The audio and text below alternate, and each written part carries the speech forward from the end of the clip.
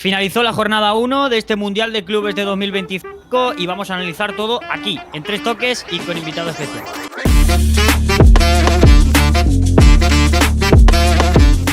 Hola a todos, ¿qué tal? Bienvenidos, bienvenidas a otro nuevo vídeo de 3 toques. Seguimos con el Mundial de Clubes. Ha finalizado la jornada 1 tras ese partido entre el Al Ain y la Juventus. Con eso han terminado todos los partidos de los 8 grupos que componen el torneo y estamos aquí, 3 toques, para analizar todo lo que ha sucedido, para esas claves que nos ha parecido el torneo hasta ahora, y contamos con el bueno de Salva García. Buenas, Salva, ¿qué tal?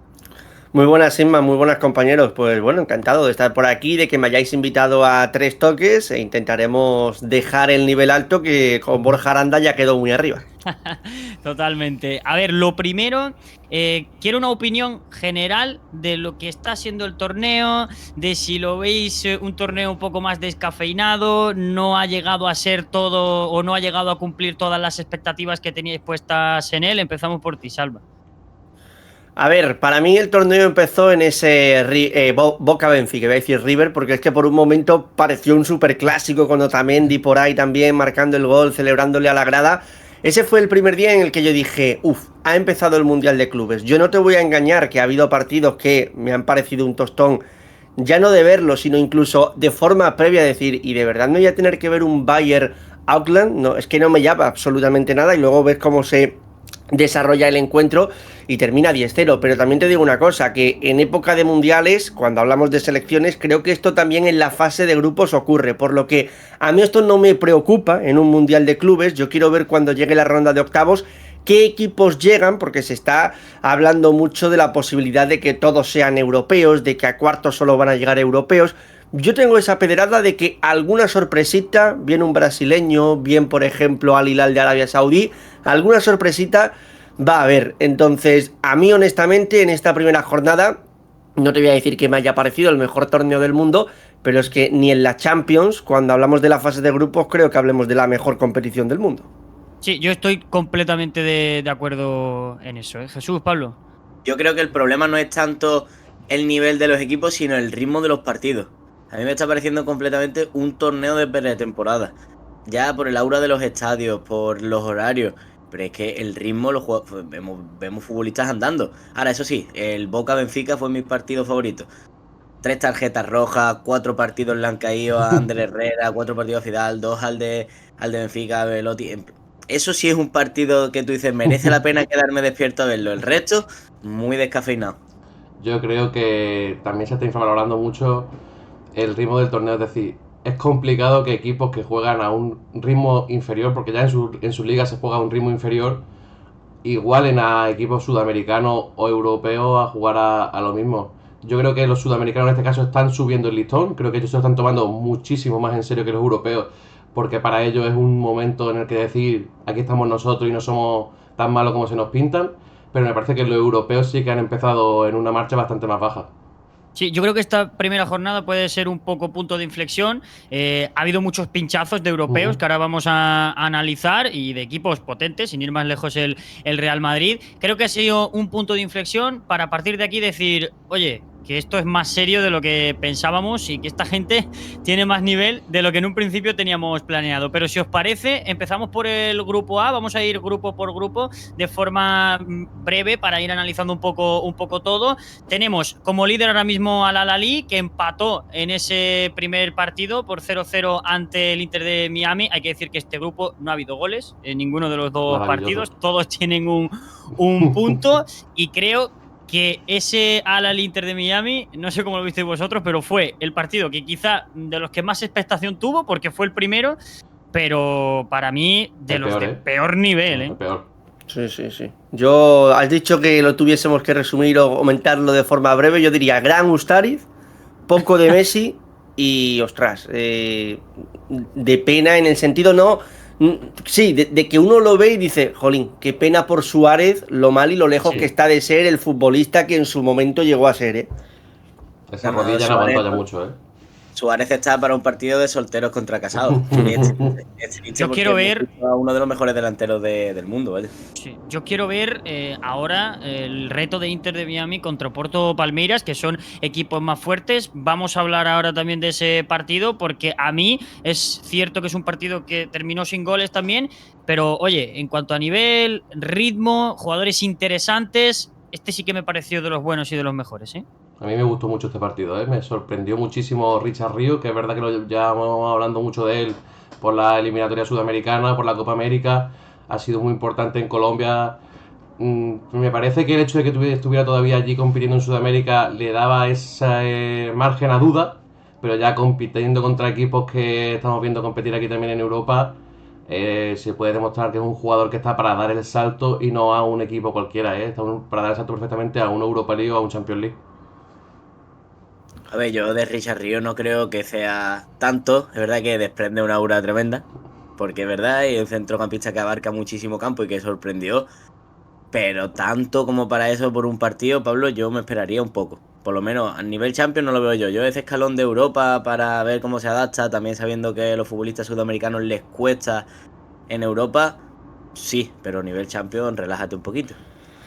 Yo sí que es cierto, yo estoy ahí de acuerdo con Jesús en que quizá saltar de Brasil, que es seguramente la competición más potente de Sudamérica, a lo que sería un Atlético de Madrid, que es lo que se le está vinculando, a lo mejor me parece un salto bastante amplio, pero yo sí que estoy de acuerdo con Pablo en que cuando lo hemos visto en Sudamericanas, por ejemplo, yo recuerdo un partido suyo contra Uruguay, que es espectacular, que vuelve completamente loco a Federico Valverde. Más allá de esto, yo destacaría Gabri Veiga, me parece que es un futbolista que lo puede hacer muy bien en Oporto. Y luego, ya no solo eso, es que lo que tiene, ¿no?, el Oporto en cuanto a talento joven, hablamos de Rodrigo Mora, hablamos de Samu, hablamos también de Veiga. Creo que esos tres nombres, a lo mejor en este Mundial de Clubes no, pero a lo largo de la temporada creo que pueden ser muy importantes para los portugueses. Vaya joyita, Rodrigo Mora. Si os parece, pasamos también al grupo B. En el grupo B, el PSG pasó por encima del Atlético de Madrid.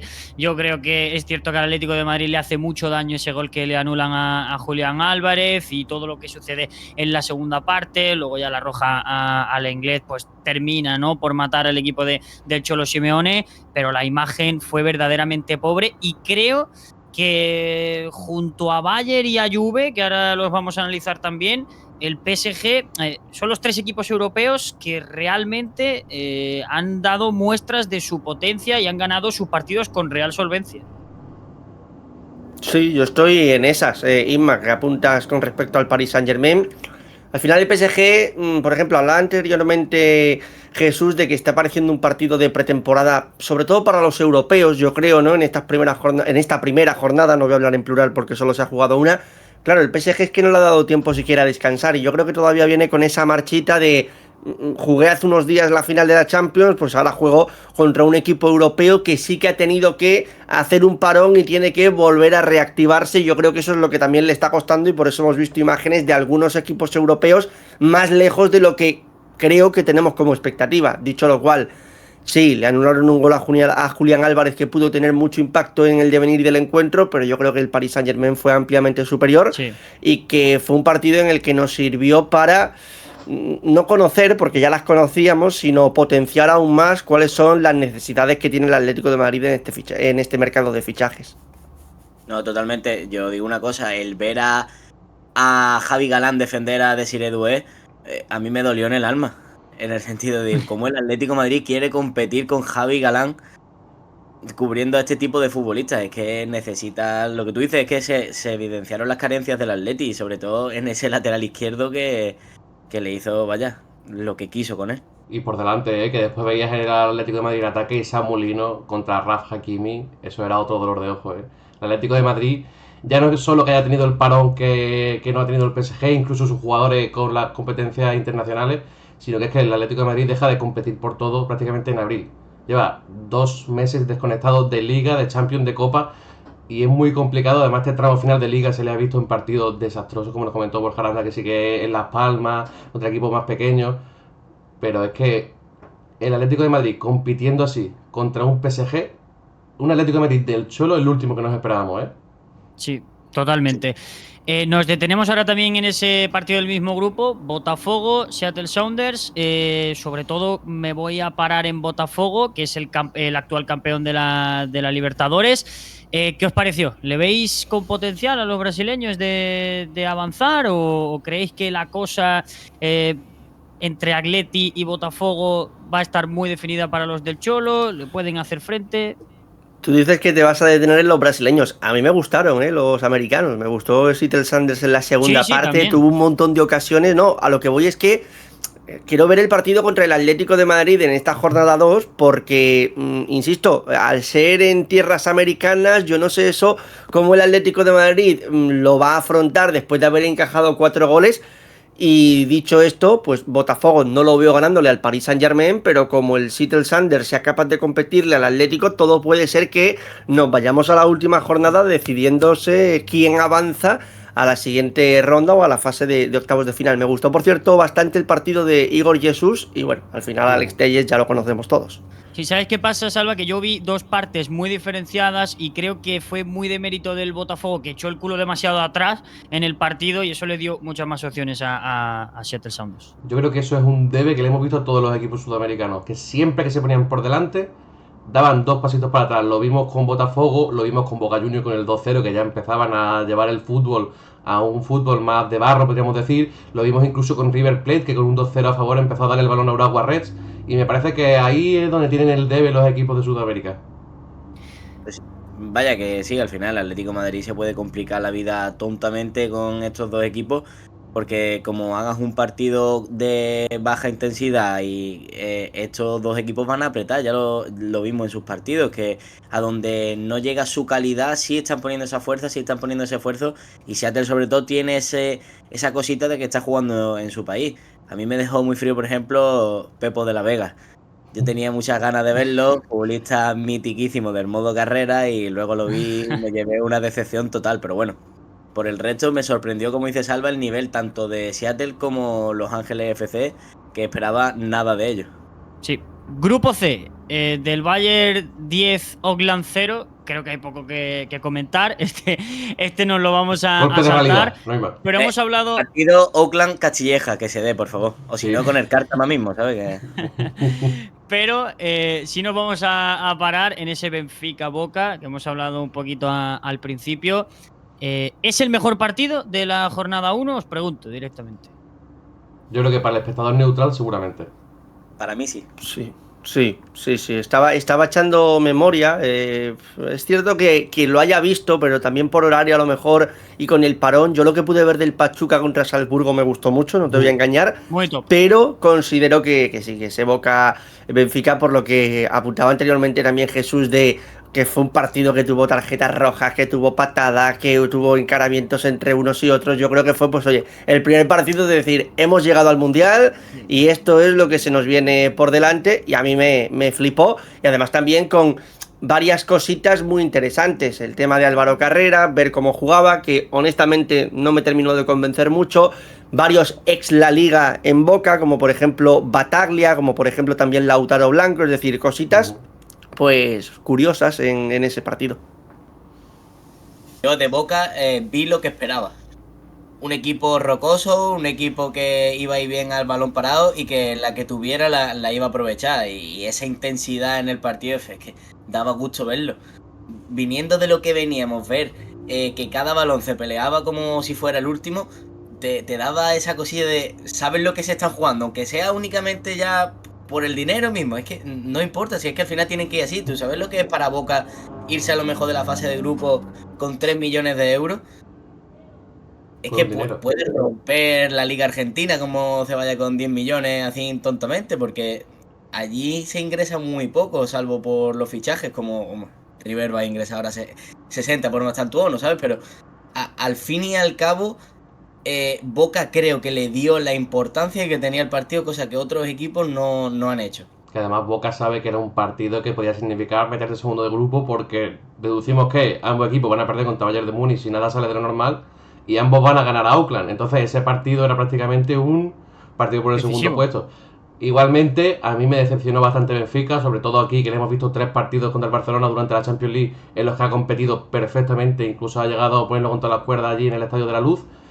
Pero es verdad que Carrera un poquito desaparecido, muy poquito. A mí me parece que quería ver bastante más a Pavlidis y estuvo bastante perdido. Al fin y al cabo, el que nunca decepciona, ¿no? Di María fue seguramente el que estuvo más entonado del equipo portugués, pero la verdad que el partido dejó muchas cosas.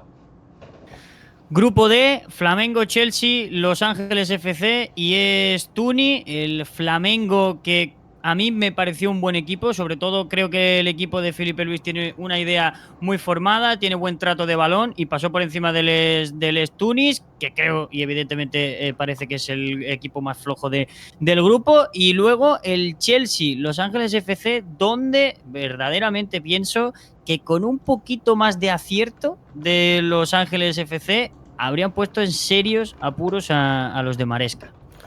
Ese partido lo estuve viendo yo con mi padre, claro, mi padre sin saber qué equipo es Los Ángeles y sin conocer a nada de Los Ángeles, y decía, oye, se están mereciendo el empate, y yo creo que esa era la sensación que teníamos todos.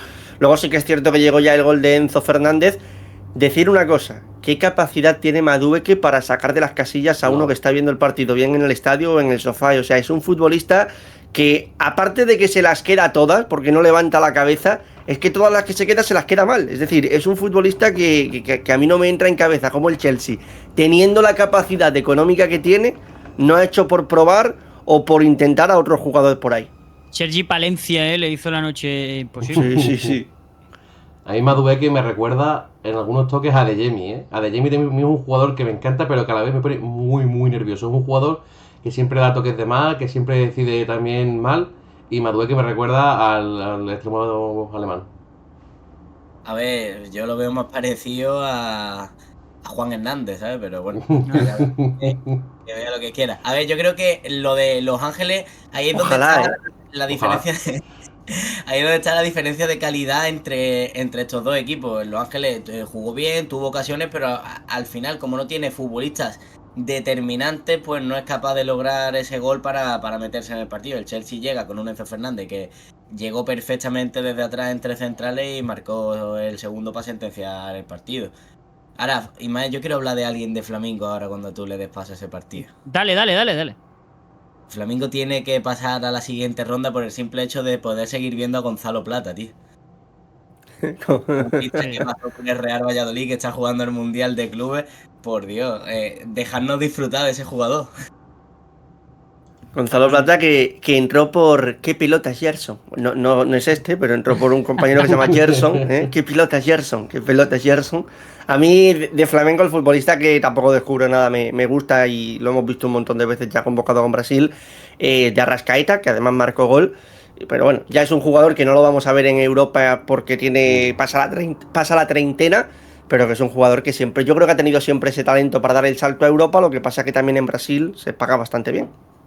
¿No pensáis con ese tipo de futbolistas como que nos han debido pasar por Europa? En el sentido, te quedas al final de sus carreras, piensas, ¿qué hubiese sido este jugador en equipos Europa League, por ejemplo, o en equipos portugueses que son perfectos para estos brasileños que vienen? ¿Sabes qué pasa con eso, Jesús? Que luego son los típicos futbolistas que llegan a Europa y bajan muchísimo su rendimiento. Creo que son futbolistas hechos para jugar en Sudamérica. Pero realmente no lo sabes. Entonces a mí con este tipo de futbolistas lo que me pasa es eso, el easy, el que hubiera probar.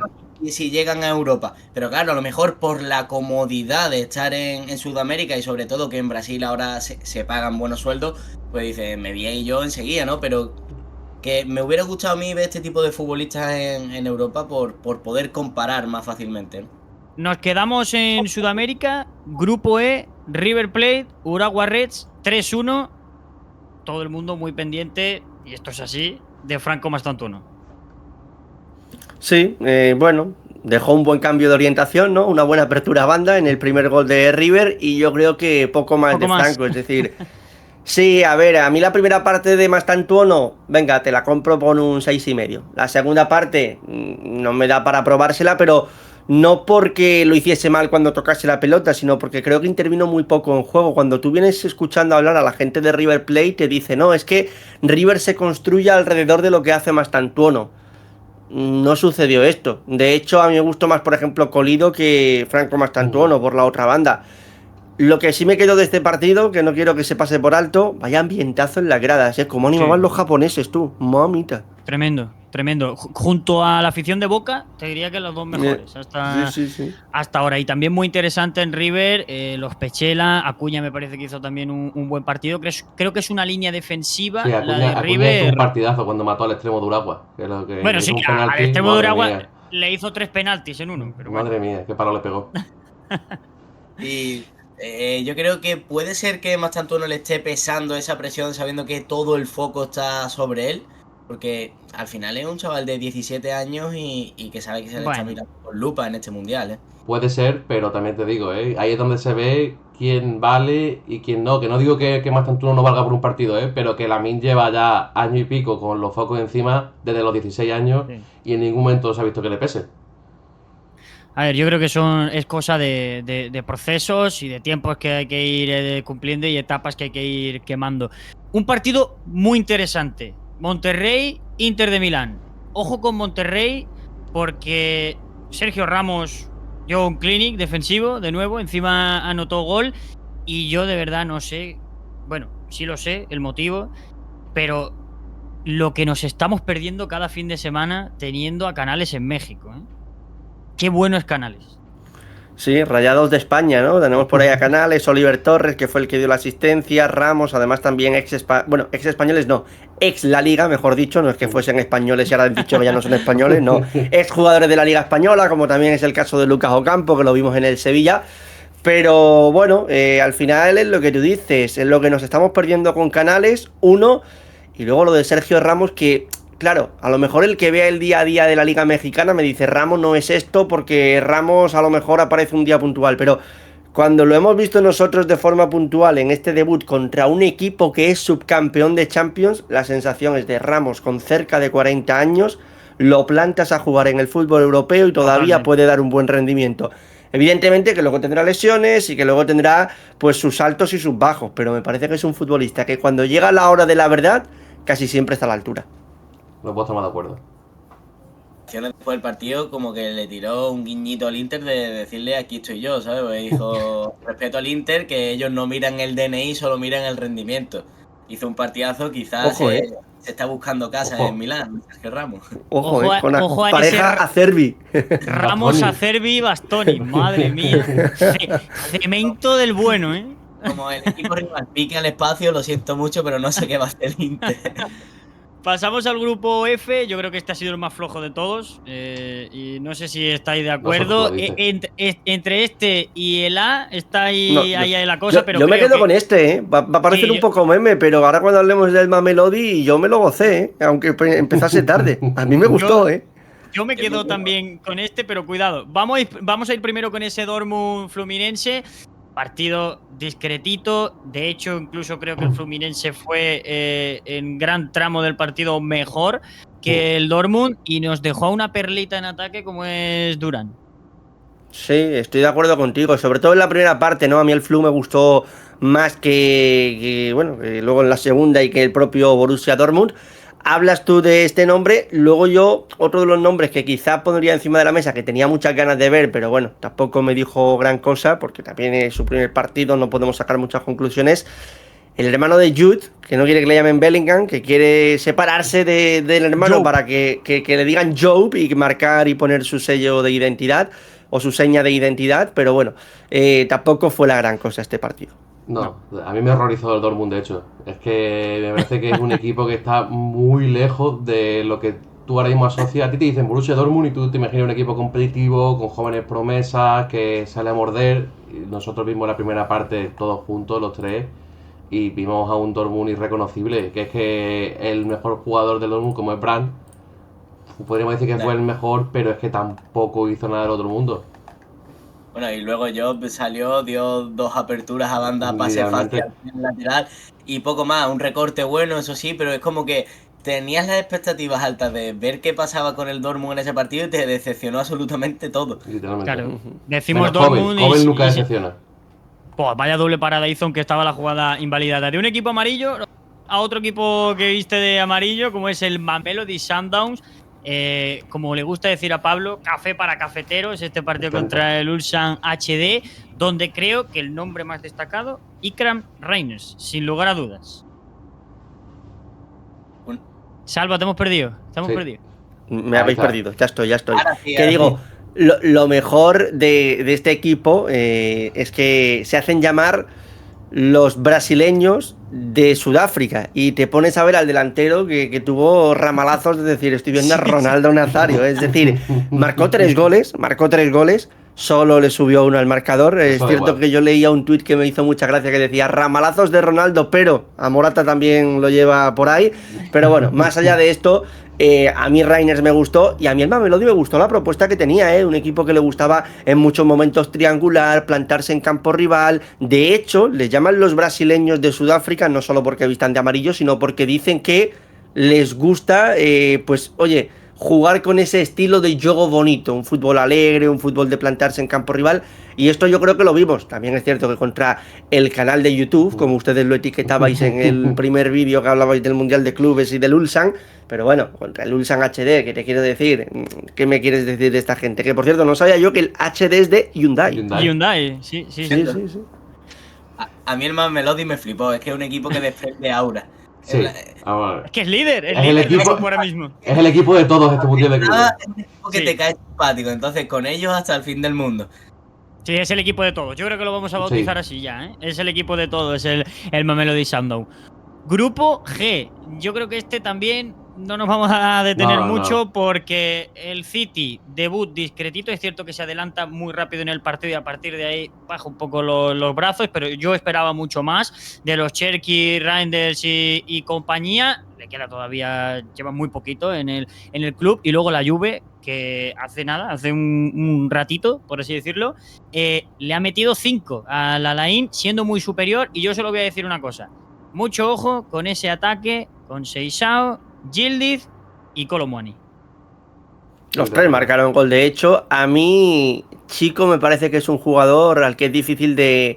O sea, no se me viene a la cabeza con quién lo podría comparar, cuál es la comparativa con Chico con Seixao, pero me parece que es un extremo que tiene un potencial para llegar a equipo muy grande. Que no digo que la Juve no sea grande, pero sabemos que pasa por unos años pues complicados. Y creo que es un futbolista que, sobre todo entrando también a veces desde banquillo, lo hemos visto con Portugal, tiene esa capacidad de revolucionario. Pero vaya, que en la madrugada de hoy, iba a decir en el día de ayer, ¿no? En la madrugada de hoy hemos visto cómo, siendo titular, evidentemente también tiene esa capacidad para reventar a los equipos que tenga enfrente. Yo te digo un nombre, Salva. A mí me recuerda un poquito, ¿vale? Le sobra un poco de pelo, pero me recuerda a Robben. Ojo. Sí, puede ser que tenga mucho ese ir hacia adentro, ¿no? Sí, Ese ir porque es hacia muy adentro zurdo, es muy muy zurdo. es muy de Arjen Robben. Yo sí que lo veo, claro, a lo mejor me estoy quedando con el Robben ya de sus últimos años, pero lo veo muy explosivo. No sé si Robben era tan explosivo, pero yo a este chico, Robben, yo lo que creo que tenía era que era un jugador que aunque te dibujase el regate, tú decías, es que no se lo No voy lo a acuerdo, pillar. no lo acuerdo. Este Me la va a chico, hacer. más allá de que se mete hacia adentro, lo veo muy explosivo. No digo que sea mejor que Robben, vaya por delante, dame 1000 veces a Robben, pero creo que es un chico que tiene un techo alto. Sí, al final la muestra de su fútbol es el gol que le marca a Alemania. Lo dejó todo claro, ahí una conducción, balón pegado al pie, explosivo, rápido y que luego te coloca el balón pegadito al poste donde el portero le cuesta la vida llegar. Es un futbolista que yo creo que como la Juve siga así, que no termine de ser el protagonista en Serie A, de que en Champions tal, lo vamos a ver en otro equipo donde destaque seguramente también. Hablando de Quizá el Robben, grande- el Bayern está buscando extremos, así que cuidado. Ojo, El Bayern que ha sonado Nico, ha sonado mucha gente, cuidado. Sí, ojo, pues puede ser. Nico parece que va al Fútbol Club Barcelona finalmente. Sobre el City, bueno, iba a decir yo que de la Juve, quizá el gran debe de Igor Tudor es la zona defensiva. Creo que es lo que tiene que pulir. Es cierto que contra el Alain no lo puedes medir todavía al 100%, pero creo que si mejora en ese aspecto la Juve, cuidado a largo plazo. Del City, ¿decimos algo? Fácil, no tiene Bueno. más. no. Fácil, ¿no? Descafeinado total. Hay que verlo, Que hay que verlo contra el Juve. Que Jesús viene con la camiseta del City, es lo que me sale de decir. Poco más, poco más. Porque es la primera que he cogido esta mañana. No, yo Venga, sí que, pues. yo sí que pensaba, Isma, que íbamos a ver típico partido como el que vimos del Bayern contra el Auckland cuando en el minuto 1 gol de Phil Foden. pero luego fue un partido que no te voy a engañar, miré muchas veces el móvil, me aburría mucho, me estuve aburriendo mucho. Totalmente, estoy contigo. Último grupo, últimos 2 partidos. Comenzamos con el plato fuerte, con el Real Madrid Al Hilal, que oye, mi opinión, creo que es cierto que el Madrid deja muchas dudas, que se parece mucho al de Ancelotti, que Arnold no estuvo bien, que quizá lo más potable fue Housen, pero yo quiero romper una lanza porque siempre, y esto suele pasar con los rivales del Madrid, se nos olvida, ¿no? Darle mérito y hablar de los rivales con el poco tiempo que ha tenido Inzaghi, al igual que Xavi Alonso, el Al Hilal juega muy bien al fútbol, ¿eh?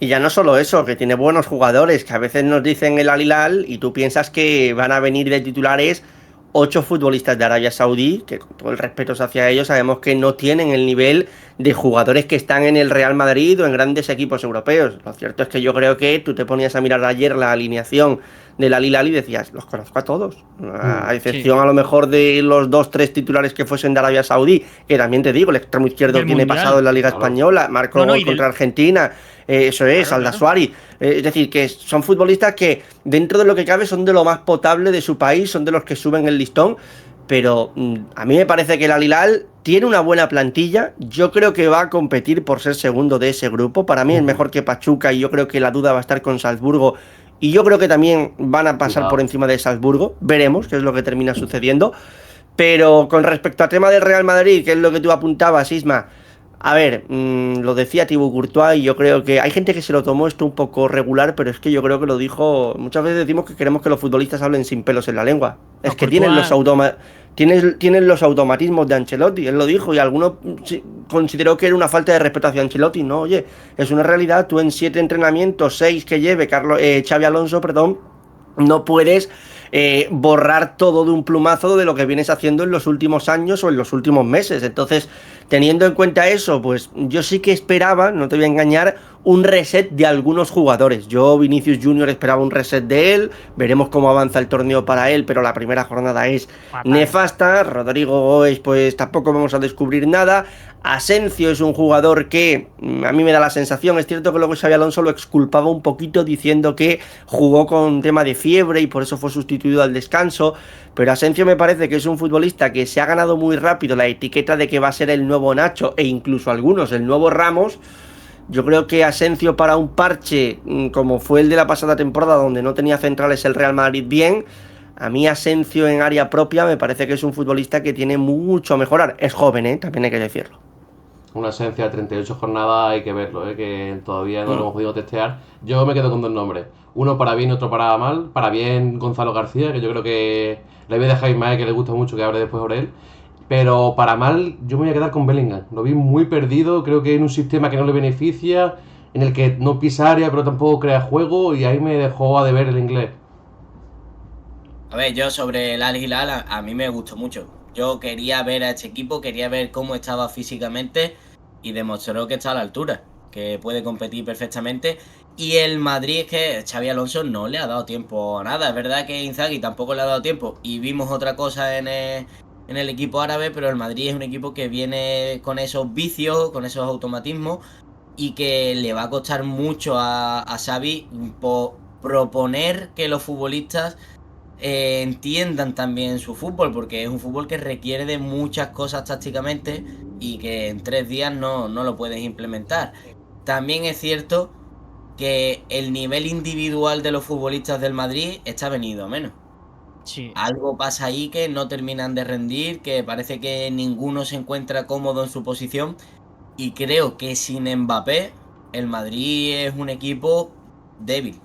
Un equipo débil en el sentido de que le cuesta generar ocasiones en ataque claras, porque al final el Madrid, por futbolista que tiene, genera mucho volumen de ocasiones, pero esa ocasión que te cuentan los expected goals, sin Mbappé, te cuesta mucho generarla.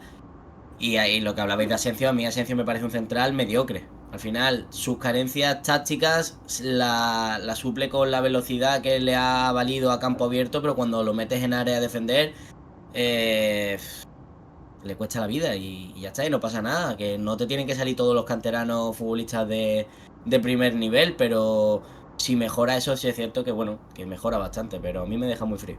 a ver, canterano y de primer nivel, Gonzalo García, que Salva, bueno, yo también lo tenía controlado de la primera federación, pero Salva también narra partidos de primera federación. Ha hecho un temporadón en la categoría de bronce, creo que ha hecho 25 goles. Y es que creo que el madridismo tiene es muy romántico con los delanteros españoles, estilo Joselu, también pasó en su día con Morata, ¿no? Yo creo que el madridismo tiene muchas ganas de encontrar de nuevo a su Raúl, por así decirlo, ¿no? A un nuevo Raúl. Y es que este Gonzalo, chicos, tiene muchas cosas positivas, va bien por arriba, se mueve muy bien, es rápido. Ojo, porque yo tengo muy claro que Xabi Alonso no se va a casar con nadie y Endrick va a tener que sudar tinta para estar por encima de Gonzalo, y creo que este es un debate que vamos a tener mucho a lo largo de la temporada, este Gonzalo Endrick. Estoy de Es que acuerdo. para los románticos, al final, oye, es el futbolista que podría salir a relucir entre un montón de galácticos, que en su día es lo que sucedió con Raúl. Por eso digo Claro. para los románticos, es decir, sería tu galáctico creado por ti. Evidentemente está todavía muy lejos Gonzalo de lo que en su día pudo llegar a ser, o el impacto que pudo llegar a tener Raúl en el primer equipo, pero yo creo que es un jugador que tiene grandes condiciones y que en caso de que no continúe en el Real Madrid, pues entiendo que habrá un montón de equipos de primera. Últimamente se le ha vinculado, se le ha relacionado con el Getafe. Yo creo que incluso está para algo más que el Getafe, sin faltarle al Getafe, pero es que yo creo que equipos que están en zona europea, por ejemplo, el Celta, a mí no me parecería El ninguna Rayo. locura. El Rayo, mira, el Rayo es un equipo que le podría ir muy bien, sí. El Betis necesita un 9 y Gonzalo le vendría de escándalo. El Betis también, Bueno. sí. Todos coincidimos en que está para ese salto. Nos vamos al último partido, Salzburgo-Pachuca. Creo que nombres interesantes. A ver, a Rondón lo hemos visto. Sí, es cierto que no tuvo su noche de cara a portería, pero en cuanto a movimientos físicos y demás, le hemos visto que Rondón todavía está para alguna que otra cosa potente. Y luego en el Salzburgo yo quiero destacar el nombre de Oscar Gluck. A mí me parece un auténtico jugadorazo, el israelí, y no tenía yo controlado a Nené. ¡Qué extremo, Nené! ¡Qué extremo de los que ya no quedan! Y vaya descaro, y creo que puede ser uno de los nombres también a tener en cuenta y apuntar en este Mundial.